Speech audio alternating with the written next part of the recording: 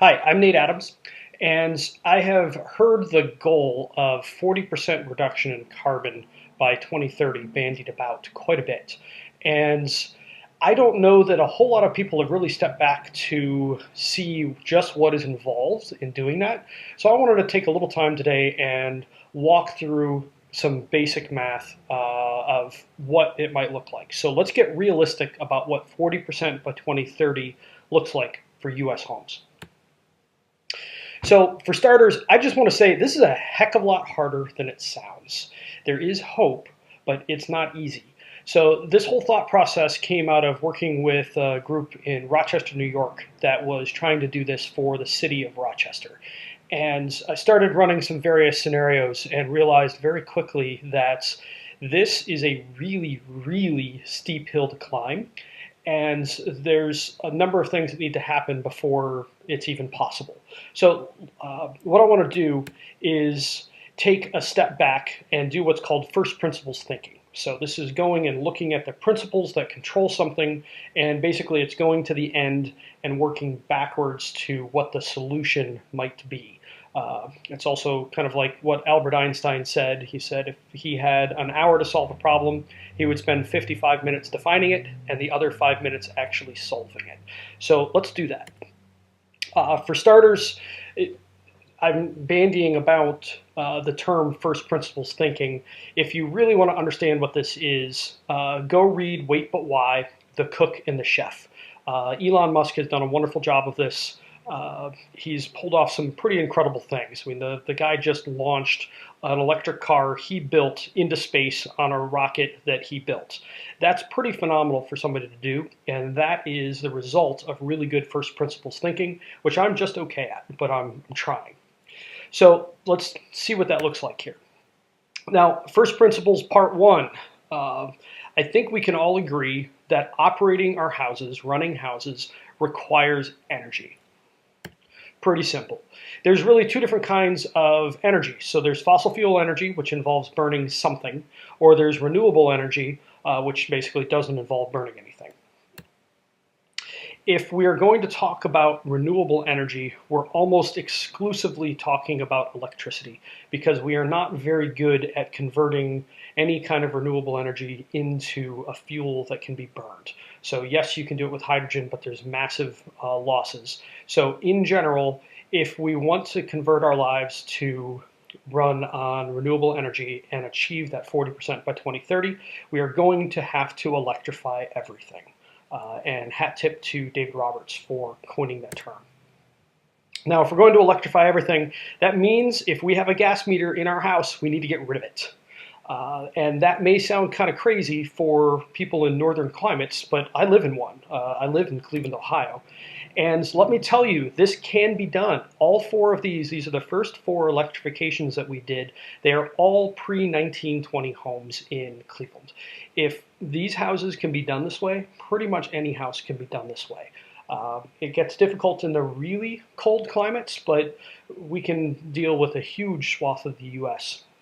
With electrification, so it can be done. Now, part two, we need everybody. So I implore everyone, reduce your use of the phrase climate change. That is viewed by the American right as a religion. That's not good. It doesn't get everybody in. And if we're going to achieve these goals, everybody needs to be in. So instead, talk about present problems, things that are going on right now that affect us all right now. You may want to take a look at Citizen Climate Lobby for the playbook on how to do this. They are geniuses at it. So if we're going to talk about present problems, two key ones to talk about are pollution and responsibility. So right now, if you produce a fossil fuel, you don't have to pay for the societal costs that come from using that fossil fuel. So there's a lot of pollution that goes into the air, and that is not paid for. There's a lot of health issues that come from that pollution being in the air. That's not paid for. That's not personal responsibility. So that is something to focus on. Another thing to look at is energy independence. It's really bipartisan. I don't care what side you're on. The idea of having solar panels on your house and having it produce all the electricity you need is pretty cool. or just making our country more energy independent so that we don't need to spend so much on the military being outside of our borders. So just go find whatever articles you can and work from there. Don't come at this from a climate change angle. It's just not helpful. That way we can get our conservative friends along for the ride. Now, the next thing we need to do is we need to understand how our homes use energy. So this is from the International Energy Agency, and you can argue about where the math is, but this is a good start, if nothing else. So these are two homes in the U.S., basically back 25 years ago, and then about 10 years ago. Homes have been getting at least somewhat more efficient as they go. But let's take a look at the older one, because that is more of what we're going to have to deal with. The older housing stock is the housing stock that needs more work to make electrification possible or likely. So they are using a lot of heating energy. So over half of the energy they use is used to heat the house. We also want to take a look at what is already electrically powered and what is fossil fuel powered. So if you look at the appliances and the air conditioner, those are already electric. That's how they're run. So that's about 30% of household energy use. The other 70% is for water heating and space heating. Now, it depends where you are in the country. It may or may not be done with gas for water heating. It may or may not be done with gas for heating. You could have a heat pump. But in general, this is a good way to step back and take a look at it. So it's about 30% electricity already and 70% fossil. Now, having done a lot of these projects and watched what their energy use does, I want to impress on you how difficult it is to get a 50% reduction in heating and cooling. So that is 70% of the usage of the house. So that would also include water heating. It is heroic to get that down by 50%.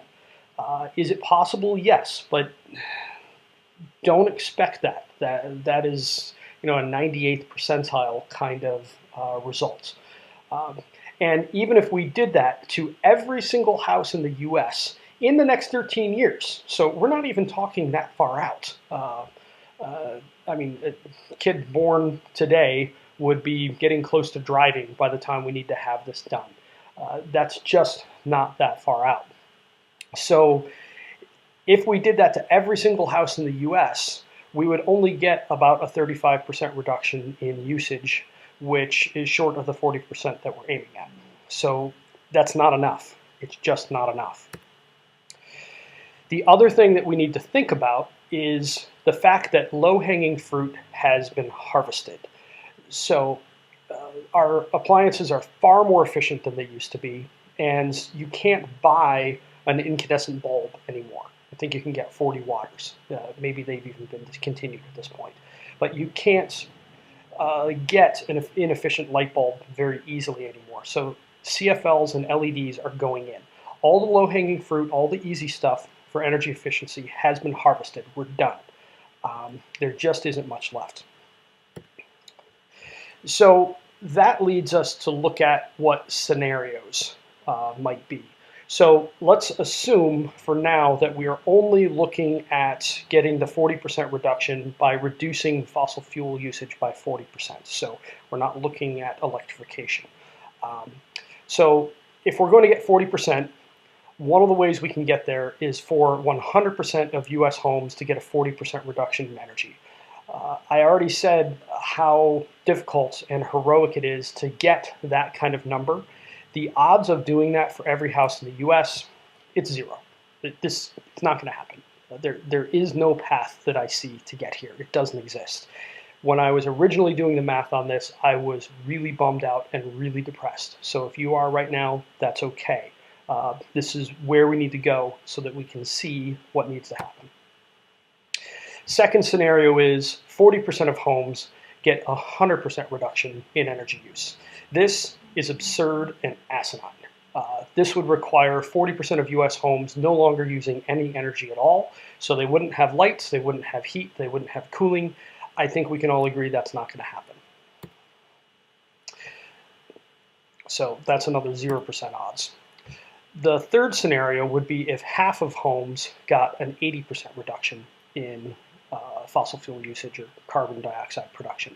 I honestly can't tell you what the scenario might look like. I have no idea. I do energy efficiency for a living, and I have no clue what the scenario would look like. So if I don't know what it's going to look like, the odds are also 0% that that's going to happen.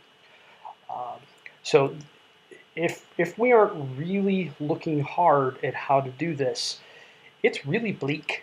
And I really want people to understand how bleak this is. There is no way forward unless we make some changes. They aren't necessarily hard changes, but we have to make some changes and shift what is normal. So that's the basics of it. 40% reduction by 2030 is much, much tougher than it sounds. There is hope, but it's going to take work. So this is part one. In part two, I'll talk about what a scenario that has at least some likelihood looks like. And it's something that's very achievable, but it's going to require all of us coming together and moving the ball forward together. This is not something that we can be fractured about. So thanks for watching, and I'll be back soon to talk about what the solution is. If you like this video, please like it and share it. And then the solution's coming up shortly. Thank you very much. I'm Nate Adams.